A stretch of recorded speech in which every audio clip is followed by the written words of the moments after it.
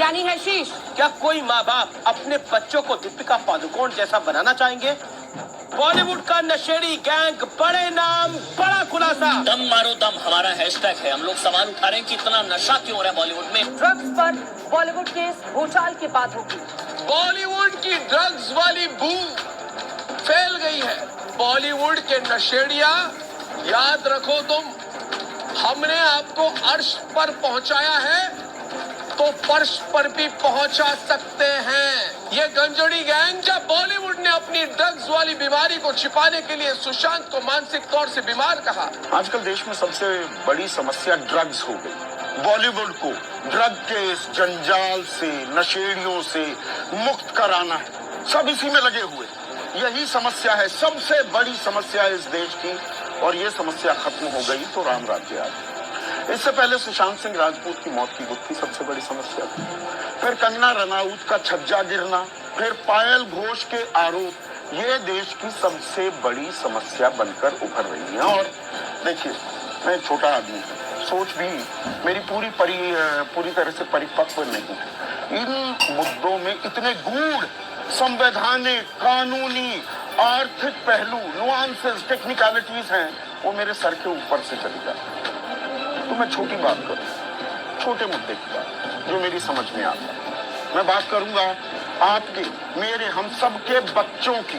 हम कोरोना काल में, संकट काल में हैं, संक्रमण काल में, पर देश खुल रहा है और खोला जा रहा है। और वो जरूरी भी है क्योंकि अर्थव्यवस्था ऐसा गच्चा खा गई है। 23.9% की हमारी भारी गिरावट हुई है विकास दर में। तो दरवाजे तो खोलने पड़ेंगे, काम तो करना पड़ेगा। ये बात और है कि आज की तारीख में कोरोना के केसेस की जो तादाद है वो 55,62,000 के ऊपर पहुंच गई है। रोजाना जो केसेस हैं वो लगभग 1 लाख का आंकड़ा छू रहे हैं। ऐसे में अब स्कूल खोलने की बात हो रही है। कई राज्यों ने सोमवार से, कल से स्कूल खोलने शुरू कर दिए हैं। और इनमें कौन कौन से राज्य हैं? हरियाणा, मध्य प्रदेश, असम, जम्मू कश्मीर, हिमाचल, चंडीगढ़, नागालैंड, मेघालय, आंध्र प्रदेश। और कुछ राज्य ऐसे हैं वो कह रहे हैं कि नहीं, अभी स्कूल नहीं खोल सकते, लेकिन वो प्रक्रिया शुरू हो गई है। महाराष्ट्र, उत्तर प्रदेश, दिल्ली, गुजरात, पश्चिम बंगाल, बिहार, झारखंड, छत्तीसगढ़, राजस्थान, केरल, कर्नाटक, ये अभी और क्लैरिफिकेशन का इंतजार कर रहे हैं। 5 अक्टूबर की तारीख भी तय की जा रही है कि तब सोचेंगे। 3 राज्यों ने, गुजरात, उत्तर प्रदेश और छत्तीसगढ़ ने साफ कह दिया है कि हम अभी स्कूल नहीं खोलेंगे। लेकिन सवाल आपसे, और ये सवाल मैं खुद से भी करता हूँ, मैं भी एक पिता हूँ, स्कूल खुल भी जाएंगे, क्या हम अपने बच्चों को वहां जाने देंगे? संसद का सत्र चल रहा है और उसे कर्टेल करने की, उसे छोटा करने पर भी विचार हो रहा है, क्योंकि 30 से ज्यादा मामले, और संसद, देश की सबसे बड़ी पंचायत, सबसे ज्यादा महफूज जगह, सबसे ज्यादा सोशल डिस्टेंसिंग और पूरे के पूरे प्रोसीजर्स को फॉलो करने वाली जगह, वहां भी 30 से ज्यादा लोग संक्रमित हो गए। उसमें बड़े बड़े नाम हैं, नितिन गडकरी जैसे, प्रहलाद पटेल जैसे। और यहाँ पर स्कूल खोलने की बात है।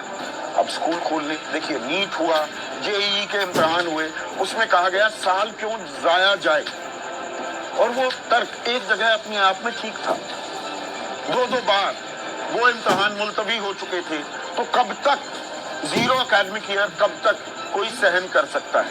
लेकिन स्कूल खोले जाएंगे, ऑनलाइन क्लासेस तो चल रही है, उनके बारे में कोई बात नहीं करता है। इस देश में 28% ऐसे परिवार हैं, ऐसे बच्चे हैं, उनके पास कोई स्मार्टफोन, कोई लैपटॉप, कोई कंप्यूटर नहीं है। उनके लिए इनके इंतजाम करने के बारे में कोई नहीं सोच रहा। दिल्ली हाई कोर्ट ने दिल्ली सरकार को निर्देश दिया अभी कुछ दिन पहले कि सब बच्चों को, इकोनॉमिकली वीकर सेक्शन के जो गरीब बच्चे हैं, गरीब तबके से आते हैं, उनके लिए टेक्नोलॉजी और नेट की सुविधाएं उपलब्ध कराई जाए ताकि वो क्लासेस कर सकें, ऑनलाइन क्लासेस। इसके बारे में कोई चर्चा नहीं करता। पूरे देश में ये क्यों नहीं किया जा सकता? 60% बच्चे पैदल जाते हैं स्कूल, और पैदल जाएंगे तो एक झुंड बनाकर जाते हैं। हमारे सांसद जो देह दूरी मेंटेन करते हैं वो भी संक्रमित हो रहे हैं। तो बच्चे स्कूल में जाकर क्या वो इन सभी मापदंडों का पालन करेंगे? क्या दिल पर हाथ रखकर आप ये कह सकते हैं?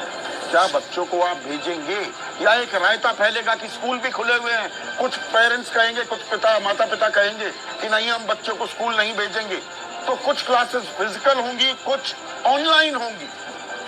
ये छोटी सी समस्या है, मैं फिर से दोहराऊं, बड़ी छोटी सी समस्या है, पर मुझे लगता है इसी पर हमें चर्चा करनी चाहिए और इसी पर मैं चर्चा करूंगा। खेती किसानी के बिलों को लेकर सड़कों से लेकर संसद तक हंगामा जारी है। सरकार जिन बिलों को किसानों के लिए फायदेमंद बता रही है, कई किसान कहते हैं कि वो इनसे बर्बाद हो जाएंगे। या फिर ये किसानों को भड़काने की साजिश है। एक बिल किसानों को फसल बेचने के ऑप्शंस के बारे में है। अभी जो सिस्टम है उसके हिसाब से किसान अपनी फसल को दूसरे राज्यों में जाकर नहीं बेच सकते और उसे मंडी में ही अपनी फसल बेचनी होती है। अब तक तो किसान सिर्फ मंडियों में अपनी फसल बेचते हैं। अब किसानों को जहां सही दाम मिलेगा वहां अपनी फसल बेचने की आजादी होगी। अब देखिए कि ये मंडियों की बात हो रही है और जो चर्चा देश में हो रही है वो भी हम सुन रहे हैं कि मंडी में अगर किसान जाता है उसको एमएसपी मिलेगा, गेहूं और धान पे मिलता है सिर्फ 2 फसलों पे, तो जहां उसको ज्यादा मार्केट में, ओपन मार्केट में जाके अगर बेचता है, अगर उसको 10 की बजाय 15 रुपए मिलते हैं तो अच्छी बात है, अगर कम मिलते हैं तो वापिस आके मंडी में बेचे। सिर्फ 6% किसानों को एमएसपी मिलता है, 94% किसान जो है वो ऑलरेडी मार्केट के ऊपर डिपेंडेंट है।